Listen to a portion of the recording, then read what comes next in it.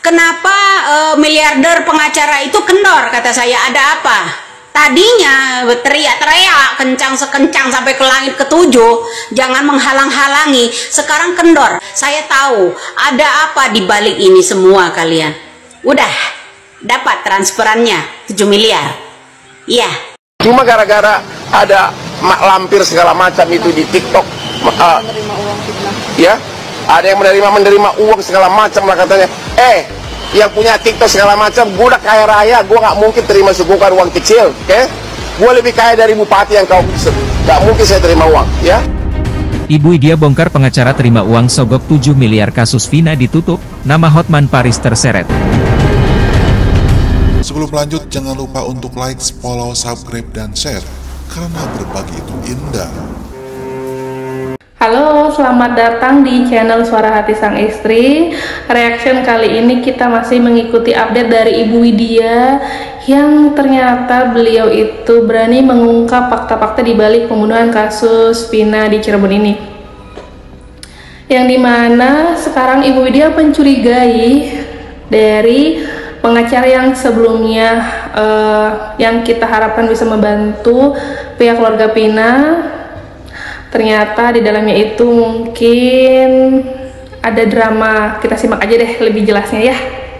Malam guys, saya menyimak jumpa pers dari seseorang ya yang selalu ngintil aja dengan tim 00 itu ya. Nah, dari keputusan itu saya agak curiga sih, karena kenapa? Mereka meminta agar penelusuran yang namanya kasus Vina ini ditutup. Udah meminta kepada presiden katanya agar dilimpahkan ke kejaksaan. Katanya kenceng kemarin. Nyata nggak omongan saya itu? Nyata kan, 100% kan? Ada apa gitu loh setelah Bapak Deddy Mulyadi itu mengungkap semua fakta-fakta ini, penelusuran pertama nih, penelusuran ke Bapak Cecep nikah di bawah tangan katanya. Dijawab sama Bapak Deddy, kenapa nggak nikah di bawah kasur? Umurnya 12 tahun. Makanya saya bilang kemarin geng motor ya, yang moneker apa tuh ya katanya ya, sama. Makanya saya bilang geng motor kok bisa Pak Cecep sama yang namanya Peggy Setiawan itu gede bareng gitu. Oh ternyata dia nikahnya umur 12 tahun bro. Bukan Pak Cecep yang mengakui sebagai ayahnya Peggy Setiawan ini yang tinggal di Cianjur. Dicurigai Peggy Setiawan itu usianya nggak beda jauh ya dengan Pak Cecep ini. Terus jadi dihitung kemungkinan Pak Cecep nikah di usia 12 tahun yang diusut oleh Pak Deddy Mulyadi. Kasus ini ditelusuri lebih jauh, dicurigai Peggy Setiawan ini siapa, apakah dia pelakunya atau bukan. Sementara di satu sisi dari pengacara yang sebelumnya ingin membantu keluarga Vina itu mengalihkan ke kejaksaan. Untuk detailnya kita simak lagi. Ya Pak Cecepnya setelah ditelusuri yang namanya Bapak Deddy Mulyadi kemarin, ada yang percaya kira-kira ada orang laki-laki menikah umurnya 12 tahun habis sunat kali ya. Nah itu satu. Nah kedua, ucapan kemarin saya bilang kalian itu ada seseorang kemarin yang saya colek ya mengenai pengacara, apakah Anda itu pengacara Linda atau pengacara Vina. Nah sekarang kok saya bilang kita jangan tertipu juga dengan yang namanya keluarga Vina. Kok makin dekat sama yang pengacara pansos itu ya kan. Nah itu yang membuat saya aneh, terbukti kan. Nah kedua, kenapa miliarder pengacara itu kendor? Kata saya, ada apa? Tadinya teriak-teriak kencang sekencang sampai ke langit ketujuh, jangan menghalang-halangi. Sekarang kendor. Malah di akhir penutup perkataan tersebut bilang begini bro, kami memutuskan menutup penelusuran kasus Vina karena kami meminta kepada Presiden agar kasus ini dilimpahkan ke kejaksaan. Ada apa di balik semua ini? Apakah karena penelusuran titik terang dari Deddy Mulyadi banyak drakor-drakornya atau gimana ya? Apa di balik pernyataan pengacara-pengacara yang sebelumnya yang diharapkan kuat untuk bisa membantu keluarga Vina ini malah mengelempahkan ke kejaksaan dan minta Presiden untuk membantu, ya kan? Mungkin terlalu berat atau sulit atau gimana. Di satu sisi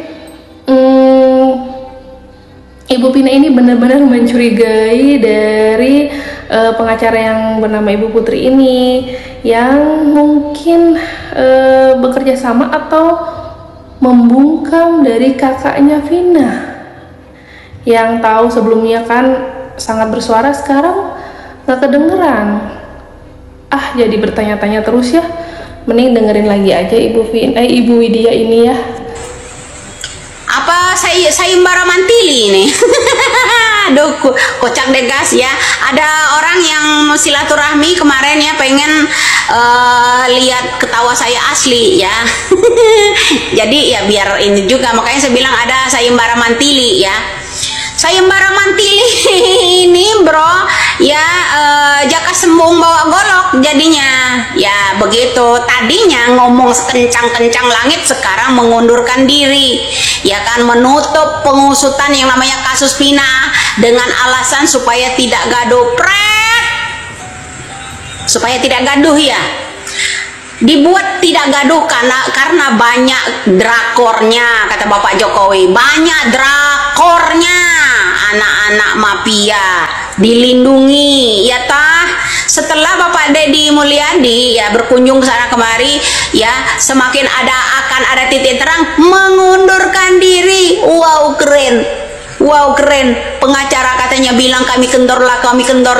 Tuh kenyataan tuh 1000%, bukan 100% lagi ucapan saya ya. Saya tahu ada apa di balik ini semua. Kalian udah dapat transferannya 7 miliar, iya kan, dapat kan ya, dapat kan dari keluarga drakor kan transfernya, makanya tutup.